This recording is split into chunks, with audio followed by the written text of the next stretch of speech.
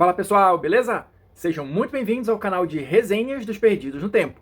Hoje é dia de a gente avançar mais um pouquinho aqui na nossa exploração do Dungeon World, RPG PBTA de fantasia medieval publicado aqui no Brasil pela Secular Games, que a gente está explorando aqui capítulo a capítulo, né? Separando tudo que é interessante, tudo que é relevante para dar uma ideia geral de como é que funciona aqui o sistema para vocês, beleza? Quem está chegando agora não tem problema, não entre em pânico, tem a nossa playlist aqui exclusiva do Dungeon World para você assistir tudo com calma e depois seguir com a gente toda semana num capítulo novo. Então olha só, pessoal. Quem já está inscrito no canal, quem está ligado no movimento, sabe que a gente está passando aqui por todas as classes do Dungeon World, falando um pouquinho de algumas características, né, mais destacadas ou mais interessantes a gente comentar aqui, para tentar entender qual é o papel de cada uma dessas classes, o que elas têm de habilidade, mais ou menos a pegada é essa. São 9 classes aqui no Dungeon World, essa aqui vai ser a nossa quarta classe, a gente vai comentar hoje sobre os druidas, tá? Como são os druidas aqui no Dungeon World, o que eles têm de diferente ou de similar, né, de outros jogos de fantasia medieval. Então é isso que a gente vai começar a ver a partir de agora. Avançando aqui, para a gente começar a explorar os druidas, essa primeira página aqui vai ser bem similar ao que a gente já está acostumado a ver nas outras explicações de classes aqui do Dungeon World, tá? A gente vai ter umas informações gerais aqui para entender mais ou menos qual é a pegada do druida e tal, alguma coisa nesse sentido. A gente vai ter aqui algumas informações para auxiliar você na hora de criar o personagem, então a gente vai ter aqui sugestões de nomes para você escolher, tá? Aparência, né? Então ele vai sugerir aqui a aparência dos seus olhos, né, da sua vestimenta e tudo mais, então tem algumas opções aqui para você escolher, para se tiver com dificuldade, claro, para ir personalizando e tornando o seu druida cada vez mais único e mais marcante, né? E por fim a gente vai ter aqui as características, que é já uma coisinha mais voltada para o sistema, que são os pontos de vida, tá? Então os pontos de vida do druida são iguais a 6, mais o que ele tiver de constituição, e o dano básico dele é D6, beleza? Seguindo adiante, já para a parte dos movimentos, né, que quem está acompanhando aqui a nossa série sabe que são o ponto central do sistema do PBTA aqui, né? Tudo é ligado à questão dos movimentos. Você vai ter aqui os movimentos iniciais do druida. E novamente a gente vai ter aquela questão que eu venho falando aqui a cada uma das classes que a gente explora, que são os movimentos iniciais ligados a uma raça específica, tá? No caso do druida, a gente vai ter 3 opções aqui: elfo, humano e halfling. O que eu tenho destacado sempre aqui, até me baseando no fanzine aqui, Novos Olhares para uma Nova Fantasia, que eu comentei no primeiro vídeo aqui da nossa série do Dungeon World, é assim: por que você vai, em tese, direcionar a alguém a escolher somente uma dessas 3 raças para fazer o seu druida? Eu não posso ter um druida anão, por exemplo, eu não posso ter um druida de uma outra raça de fantasia medieval que eu queira utilizar aqui no Dungeon World, já que ele não tem um cenário específico, né? Então eu posso criar o cenário que eu quiser, e no meu cenário pode ter uma outra raça que eu queira usar como druida que não seja uma dessas 3. Aí o fanzine justamente sugere que você dê asas à sua imaginação e não fique restrito às opções que tem aqui no livro, tá? Mas pra gente dar uma analisada melhor, eu vou ler aqui pra vocês o que diz cada uma delas. Qual seria o diferencial de fazer um elfo druida, por exemplo? Olha só. A seiva das árvores antigas corre em seu corpo. Além de quaisquer outras ligações, a grande floresta é sempre considerada sua terra. Você tem uma ligação especial com a floresta, mas vocês vão ver aqui que isso aqui não é assim tão diferencial, tá? Na verdade é uma restrição, mas segura aí que eu vou voltar nesse tópico. Temos também aqui o humano. Qual seria o diferencial de um druida humano? Assim como o seu povo aprendeu a vincular os animais ao campo e à fazenda, você também se encontra vinculado a eles. Você sempre será capaz de assumir a forma de qualquer animal domesticado, além das suas opções normais. Por que só humanos? Só os humanos domesticam animais? Enfim. E por último temos aqui os halflings. Você canta as canções restauradoras da primavera e do riacho. Sempre que montar acampamento, você e seus aliados curam mais um D6. Também me parece algo genérico que não necessariamente estaria ligado aos halflings, tá? Poderia estar ligado inclusive aos elfos, enfim, essa questão da ligação com a natureza e tudo mais. Então, eu estou tentando exemplificar isso para vocês, só para mostrar, segundo o embasamento dado pelo fanzine, pela discussão que foi feita no início aqui do vídeo, que talvez não seja uma ideia muito interessante você ficar restrito somente às opções que o livro dá. Avançando aqui no capítulo, a gente vai continuar nos movimentos iniciais, mas agora aqueles que são gerais, tá? Esses 3 primeiros, como o próprio nome já indica, você só vai ter se por acaso escolher uma ou outra raça. Esses outros aqui, eles são gerais para todos os druidas, independente das raças. Então eu vou pensar alguns aqui que eu acho mais interessante a gente comentar. O primeiro logo deles eu acho bem bacana, que é esse aqui, olha. Nascido do solo. E aí eu vou retomar o que eu tinha falado da questão do elfo druida. Porque olha só o que diz esse movimento. Você aprendeu sua magia em um local cujos espíritos são poderosos e antigos, e eles o marcam como um deles. Independente de onde você vá, eles vivem dentro de você e o permitirão assumir suas formas. Escolha uma das opções a seguir. Ela representa a terra a qual você se encontra ligado. Sempre que se metamorfosear, você será capaz de assumir a forma de qualquer animal que vive nessa terra. E aqui ele vai trazer uma lista de terras, de terrenos para você escolher. Então a gente tem aqui grande floresta, planícies sussurrantes, vasto deserto, lamaçal fedorento, delta do rio, profundezas da terra, se você quiser fazer um anão, por exemplo, as ilhas de Safira, mar aberto, montanhas elevadas, norte gelado, terra devastada. O que eu quero dizer com isso? Aqui você vai ter que vincular o seu druida a uma dessas regiões, tá? E a partir disso vai meio que também direcionar as transformações dele, porque ele tem preferência de assumir a forma de animais que habitam essas regiões. Então, por exemplo, como eu falei no início do vídeo aqui, os elfos, eles são automaticamente ligados, pelo que tá aqui, a essa tal grande floresta. Faz sentido? Talvez sim, mas em outros jogos de fantasia medieval, a gente sabe que tem diversos tipos de elfos. Tem aqueles elfos que são mais ligados à navegação, tem aqueles que são ligados à floresta, tem aqueles que são ligados à magia, à cultura, à arte, entendeu? Então assim, quando você vincula, no caso do elfo, a um terreno específico, você está deixando de lado uma série de outras possibilidades que, de novo, como o Dungeon World não tem um cenário específico, você pode colocar no seu jogo. Se eu quiser fazer um elfo, acho que era elfo azul, sei lá, que tem no D&D, salvo engano, que são ligados à navegação, que são elfos marítimos, vamos dizer, marinhos ou alguma coisa nesse sentido, ele não faz sentido eles serem ligados à grande floresta. Então esse é o detalhe. Mas assim, deixando essa discussão um pouquinho de lado, eu acho legal, eu acho interessante você ter essa vinculação do druida a um solo, porque a gente vai ver aqui avançando e vendo os outros poderes aqui dos druidas, eu acho que eles conseguem fazer um negócio que é um pouquinho diferente, mas que na minha opinião fica bem interessante do que a gente está acostumado a ver os druidas em outros jogos de fantasia medieval. Ah, e só pra gente fechar essa parte do nascido do solo, eu já ia esquecer, mas tem um detalhe aqui que é bem legal também, olha só.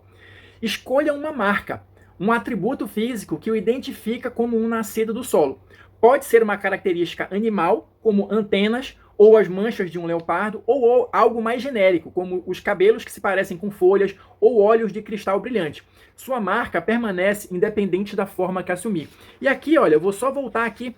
Mais ou menos, eu imagino o que a gente tem aqui, olha, nessa druida aqui do desenho. Então ela tem aqui um chifre de alce ou alguma coisa assim, sei lá. Acho que ela vem de uma região mais fria, né, mais gelada. Então todo druida vai ter que ter essa marca, justamente para simbolizar que essa ligação dele com o solo. E aí a gente já vê que é um vínculo muito mais forte. Não é só, tipo, nasci na região tal. Não.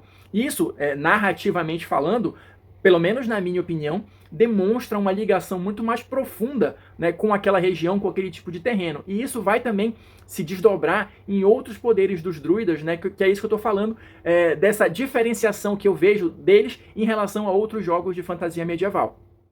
Outros movimentos iniciais aqui dos druidas que eu acho interessante a gente comentar são esses aqui. Olha, tem um que chama Nutrido pela Natureza. Você não precisa comer ou beber nada. Se o movimento exigir que você marque uma ração, simplesmente ignore isso. Ou seja, os druidas, sei lá, acho que eles fazem fotossíntese, alguma coisa, se alimenta de luz, sei lá. Eles não precisam comer nem beber nada, tá? Eu não lembro de outro jogo que traga isso. E aqui já é uma das diferenças que eu vejo em relação a outros cenários de fantasia medieval. Não levando isso para o lado do superpoder, mas demonstrando que o druida é uma criatura diferenciada, tá? Ele não é um humano, enfim, ele não é um humanoide, ele não é padrão. Ele tem algo de diferente, ele tem uma ligação muito mais próxima com o terreno e com o mundo espiritual. Outra coisa aqui, a linguagem dos espíritos, né, ele pode entender qualquer grunhido, latido, sinal, né, de qualquer animal desta área a qual ele é vinculado, ou que seja semelhante o suficiente. Mesmo que seja de outra área, se for semelhante o suficiente, ele consegue ter algum tipo de entendimento. Também, seguindo adiante, algo que é padrão, meio que dos druidas, né, ele pode se metamorfosear. Tá? Então vai ter aqui as regrinhas, você vai fazer o teste, dando preferência sempre para os tipos de animais vinculados ao solo, né, que o druida também tem essa ligação espiritual, mas ele vai poder também fazer isso com outros animais. Essa possibilidade do druida assumir a forma de animais diferentes do que estão vinculados ali ao solo do qual ele faz parte, é justamente esse outro movimento aqui, da essência estudada. O druida pode passar um tempinho observando outros animais e a partir disso ele vai entender o suficiente para que ele seja capaz de se metamorfosear neles. Então ele pode superar essa limitação ali dos animais do terreno ao qual ele está vinculado, usando esse estudo, essa observação da natureza, de uma maneira geral, né? Seguindo adiante, a gente vai ter aqui também aquela parte que é meio padrão, né?